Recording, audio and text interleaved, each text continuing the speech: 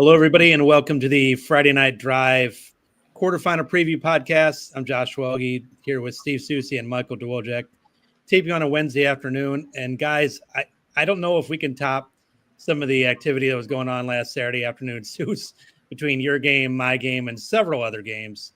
But I think some of these quarterfinal matchups have a chance to do it. So, how you guys doing right now, first of all? Pretty good. Obviously looking forward to hopefully another good slate of games. Like you said, going to be hard to top week 2. There were so many fascinating games that were seemingly all coming down to the wire almost at exactly the same time. Somewhere around the neighborhood of 3:30. It just seemed like I was looking at it and trying to keep track of the chaos that was happening in front of me, as well as the crazy games in the other ones. But like you said, I think there are a lot of matchups that are sitting out there this weekend that have the potential to create a similar type of situation this week. Yeah, no doubt. And I guess we'll work our way down from 8A to 1A and start off with 8A, matchup Loyola and Maine South, two of the blue blood programs in Illinois. Two programs that earlier in the year, I had a little bit of question mark about what they were about this year. They both took a couple losses, but man, they have both come on gangbusters in the second half of the season. Maine South, that sophomore quarterback, Jamison Purcell, has been putting up some just monster numbers. But I don't know if he's seen a team or a defense like Loyola, who's been on a roll themselves, albeit they did get a tough, they had a close shave last week with Marist. Michael, what do you make of that matchup? It's an interesting matchup. Obviously, two very successful programs, two programs that don't really like each other, and the fans don't really like each other either. Not too far away from each other. But it is an interesting matchup, just kind of looking at, obviously, with the way Maine South sophomore quarterback has kind of put things together. Sure, you could say maybe it was against, Naperville North and West Aurora, and obviously that's a new level with Loyola's defense. But listen, Loyola's defense has allowed plenty of passing yards. Obviously, they figured something out here in the playoffs and in Week 9, ever since they kind of limited Jack Gallagher and Mount Carmel in Week 9. Belleville East wasn't able to do much. They were able to survive against Marist there, but it should be a really fun matchup and a really interesting matchup just to kind of see, based on what we've seen so far this year in the playoffs, these are definitely two different teams that we kind of expected earlier in the year, where Maine South was taking losses to a lot of, really good teams, and Loyola was taking a bunch of losses or a couple losses, I should say, to East St. Louis and St. Francis. But these are two very, weather teams at this point, two teams that have a lot of experience, a lot of coaching experience, and it should add to another really interesting chapter in this rivalry. So most of the games this weekend are on Saturday, but I want to say thank you to these other two games for playing games on Friday night. Want to start with Naperville Central at Lyons Township. Souce. These two teams actually met 2 years ago in the playoffs. Lyons beat them, I believe, in the first round. I think both of these teams are better this year than they were 2 years ago. Lyons just taking on all comers this year with a great defense and a great receiver, Travis Stam. Naperville Central take away from that loss to Lincoln Way East.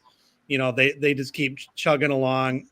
Man, this is a toss-up game for me. This is a tough one to figure.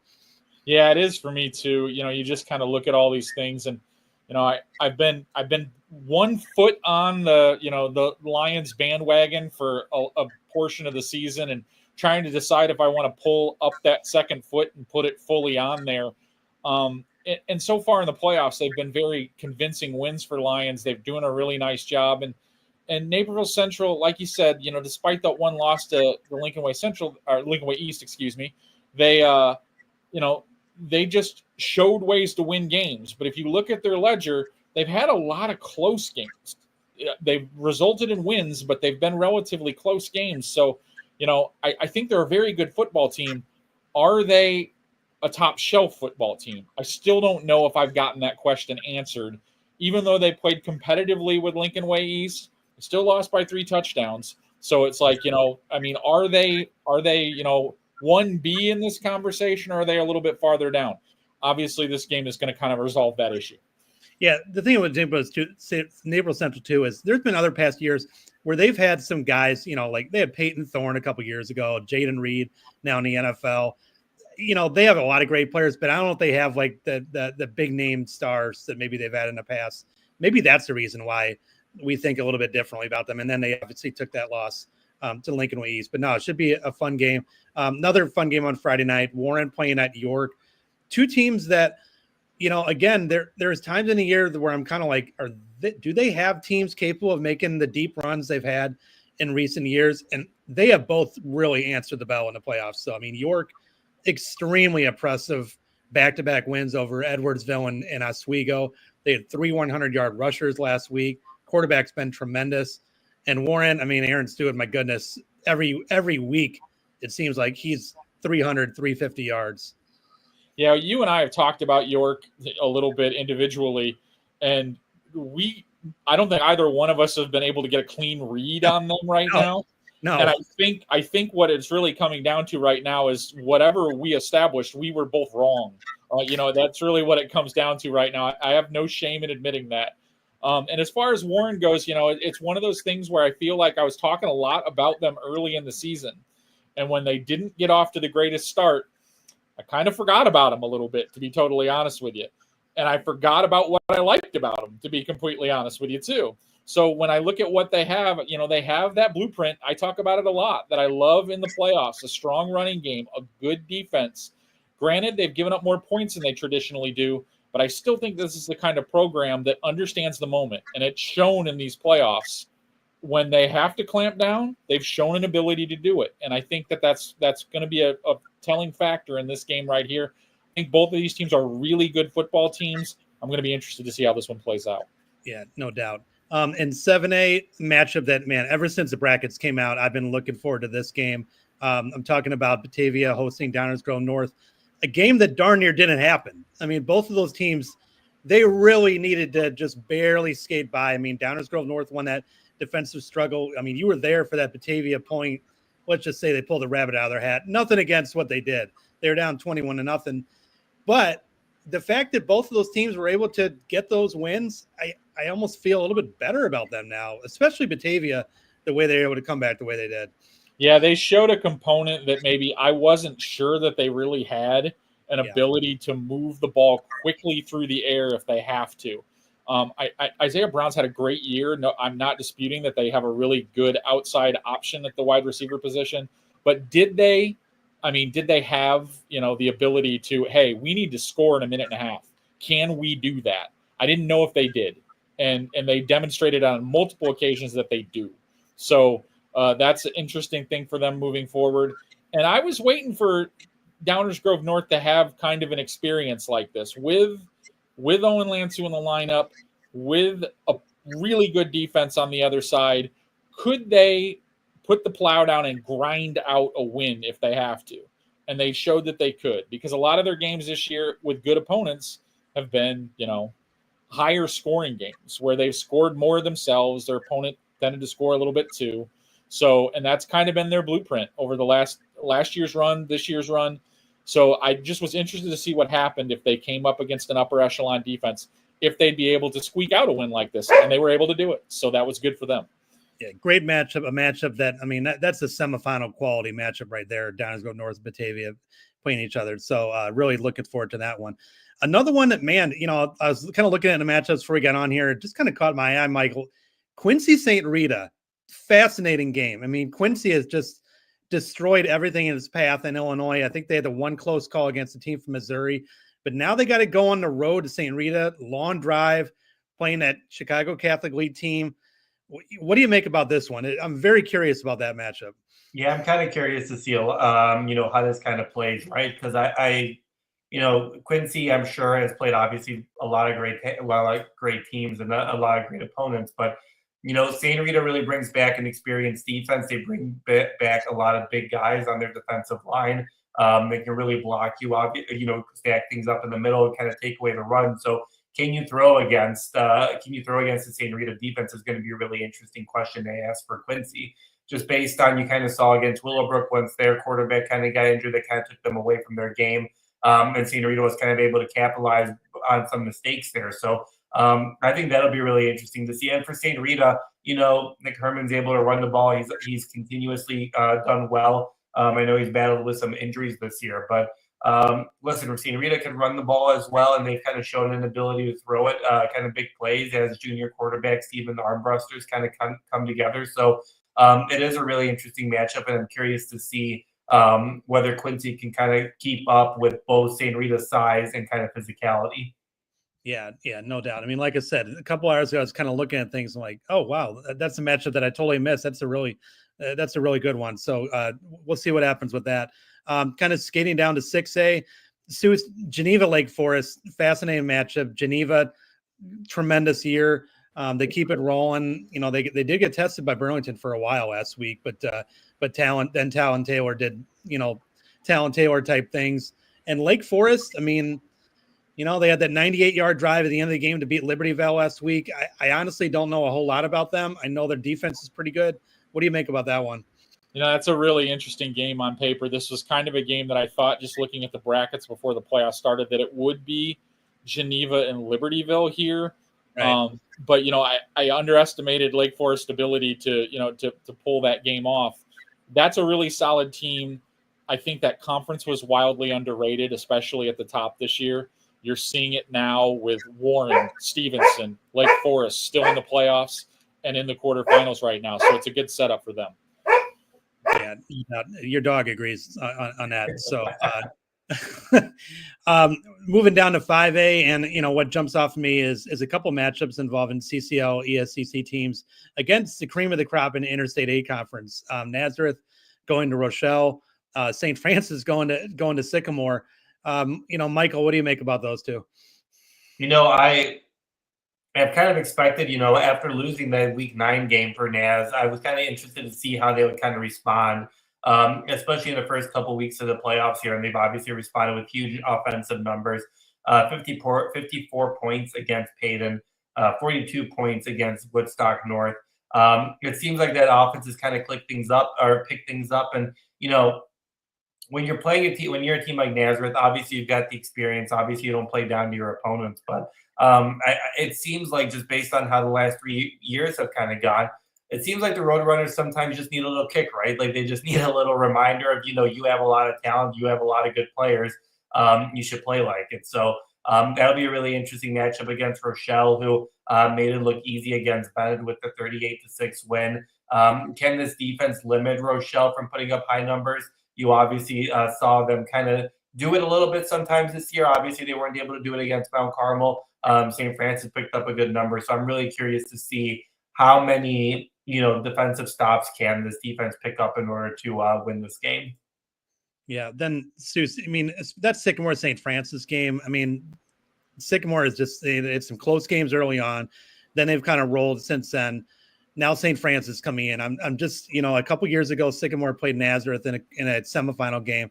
You know, that was a very close game. You know, I think it was a 10-7 final. Now they get another chance against the CCL team. I'm just kind of seeing, I'm curious to see how they're going to respond to that one with St. Francis coming in.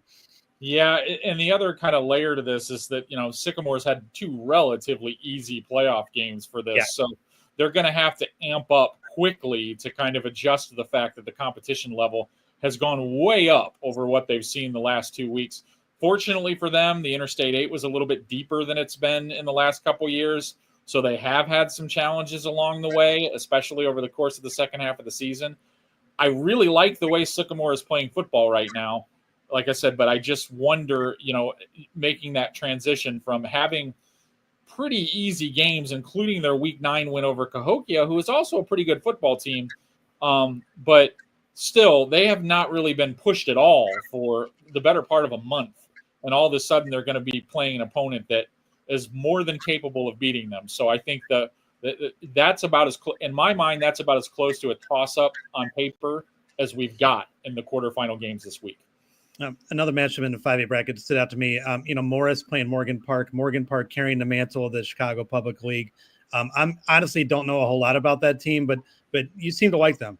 Yeah, I do. You know, I really like that team. I had the opportunity to see them last year. A lot of the same components back.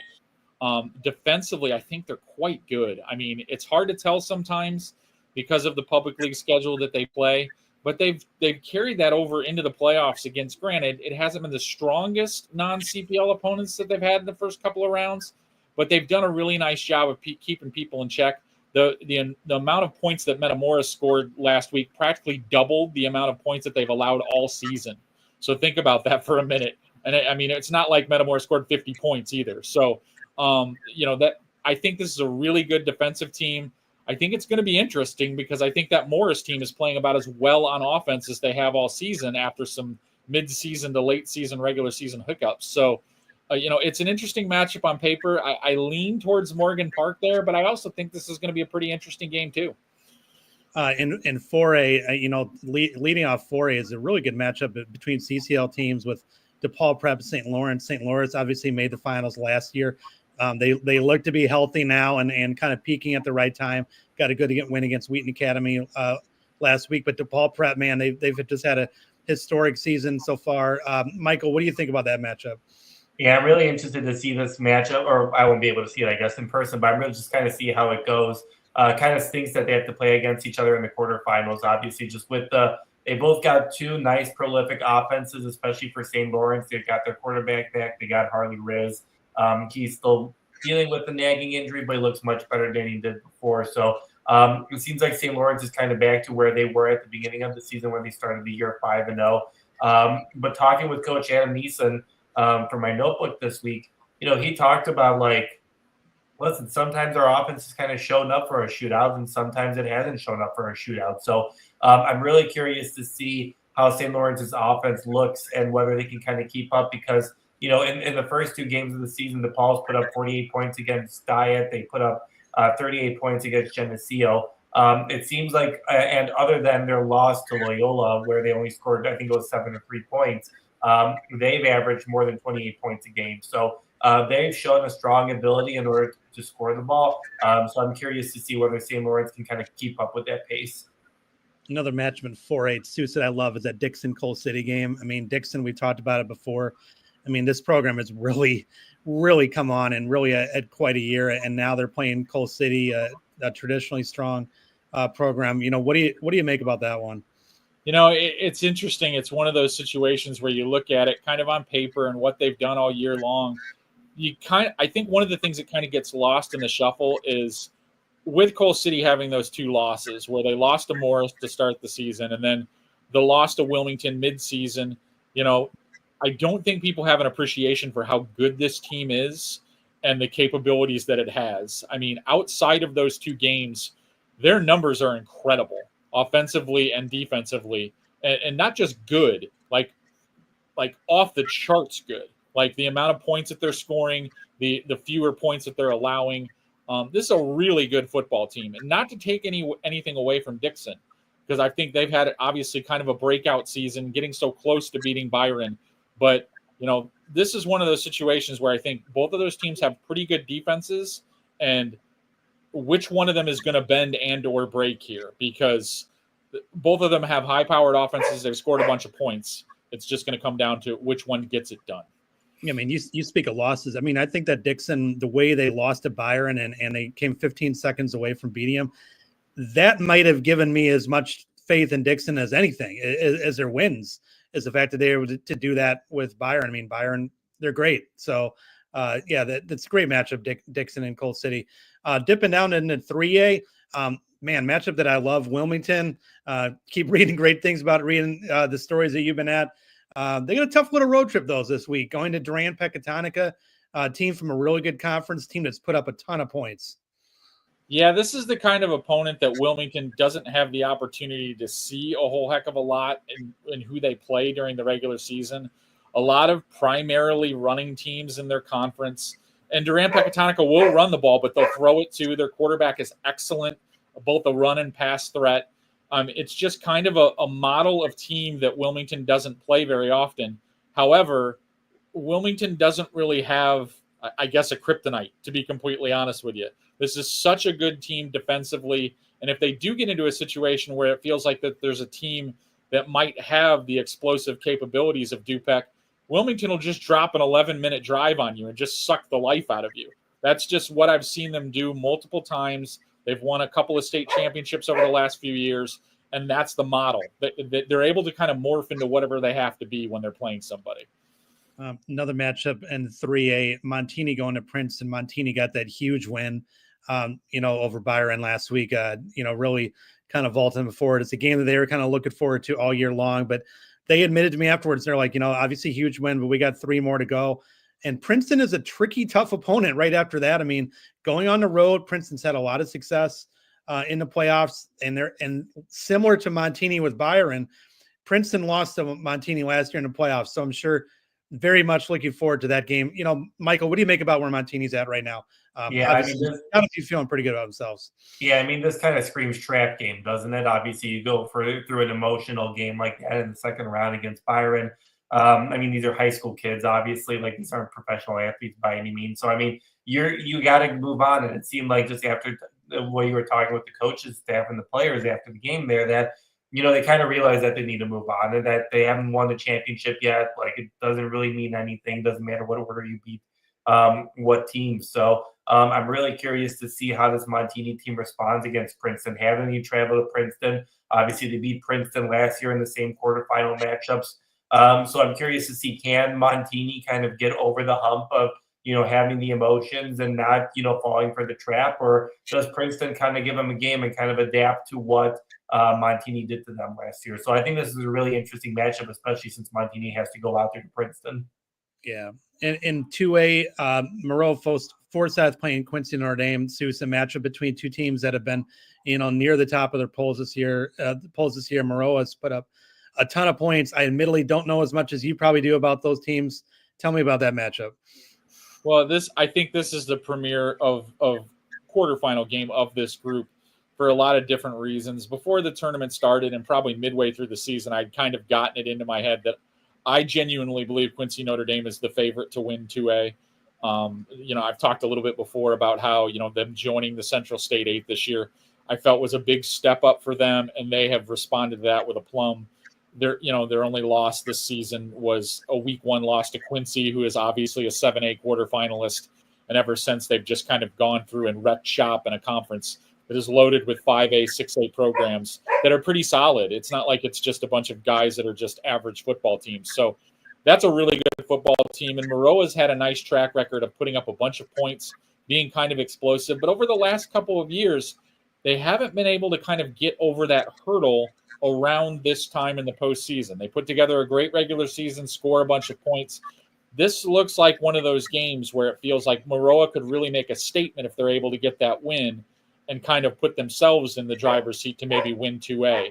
But it's something that they haven't been able to get over in the past few years. They've been a kind of a favorite, a co-favorite, and they get bumped off in the quarters or the semifinals against a team that maybe you weren't expecting them to lose to. So an interesting challenge game for both sides. Speaking of getting past the hurdle, that Bismarck Henning beating Seneca kind of raised my antenna a little bit. That win over them, and now they play Chicago Christian, who admittedly, they're probably a little bit under the radar program around here, but man, great run for them. I think it's the first time they've been this far in about 17 years. Yeah, for Chicago Christian, it has been a while. I mean, you have to go back and find it in their history before you understand that. But, this was a team that I kind of heard some buzz about early in the year, and it just kind of kept building and building over the course of the year. And they picked up some solid wins. I mean, that loss to Wheaton Academy is nothing to be ashamed of. In the playoffs, they've done some really nice things. Beating Tri-Valley last week is not a small accomplishment. Tri-Valley is a team that is historically finds itself a lot of years, semifinals, finals. So that's a great win for Chicago Christian. I mean, and they go into that situation, as a team that I think is kind of an interesting team to take a look at, just in general in terms of, who they're playing. And Bismarck Henning, huge obstacle jump for them. I mentioned it on Monday. The last 14 years they've been in the playoffs as a high seed with good records. They haven't been able to get past the second round in any of those seasons. So for them to move on to the quarterfinals, a big step for them as well. So someone's going to move into the semifinals here that is making a statement for their program. In 1A, Lena Winslow looks like a team that is ready to make a pretty deep run and put up some huge points in the playoffs so far. Now they get GCMS, who comes off of a really impressive win over Newman last week. I think it was 28-0. What do you make about that one? It's Lena Winslow, has just done a really, really nice job of kind of re-entering the conversation, if you would. They lost that final last year, and I think some people were like, well, maybe they're going to go into a little bit of a downswing. Well, that has clearly not happened. So I think they're in great position to get themselves into the semifinals here. GCMS has had a nice run, and they've done some really good things, but I'm not quite sure that they're at Lena's level. Any other matchups from 1A that stand out to you? Well, I think that Camp Point Central game with Hardin Calhoun is interesting. Hardin Calhoun beat them very early in the season. I believe it was week 2, and just edged them out to kind of bring Hardin Calhoun into the conversation. Camp Point Central's been playing great since, so it's going to be really interesting to see who comes out of that one. With Belleville Altoff on the top of that bracket, setting up a potential semifinal with whoever wins that game. I think that'll be really interesting. Obviously, Camp Point Central, Belleville Altoff have a little bit of history from last year. So just seeing how those things all break out and seeing what those semifinal matchups are going to be in 1A. I think we're going to have 4 really good football teams, whoever they are, because I honestly think who's left in 1A for the 1A level, it's a great quarterfinal group of 8 teams. Yeah, we mentioned off the top, it's going to be very difficult to match the last week's Saturday games, just the slate and the games there are. But again, Soucie, I think that we have the chance to do that with some of the matchups. What's your overall take on the quarterfinals this weekend? I think it's generally a deep group. I think there's a lot of games, and I mentioned a few of them when we were going through these, that I felt like were coin flips or that someone was a mild favorite. And that's what you like to have. You like to have a lot of those games where there's some doubt. You don't know what you're going to get. And I think, there are some that I think there's a clear favorite here. And I think that the team's probably almost certainly going to move into the semifinals. But I think for the most part, we've got a lot of games where I think we're going to be watching largely on Saturday. I'm always standing up for as many Friday games as we can get because I'd like to keep them up as long as we can. I think this is the last week for them, to be totally honest with you. But I think on Saturday afternoon, because we don't have a lot of Saturday night games this week either, I think midway through Saturday afternoon, I think there's going to be a lot of finals worth watching, those last fourth quarters where one possession could ultimately decide games. And that's great for everybody. Yeah, again, I want to thank very much the good folks at Lyons Township and York for having Friday night football games. Very happy to be able to be at a football game on Friday night. Should be a lot of fun. Yep. A lot of good stuff from Friday Night Drive. We'll be covering Friday night. Obviously, a ton of games on Saturday, previewing it throughout the week. For Steve Soucie, Michael Dwojek, I'm Josh Welge. Thanks again, everybody, for joining us.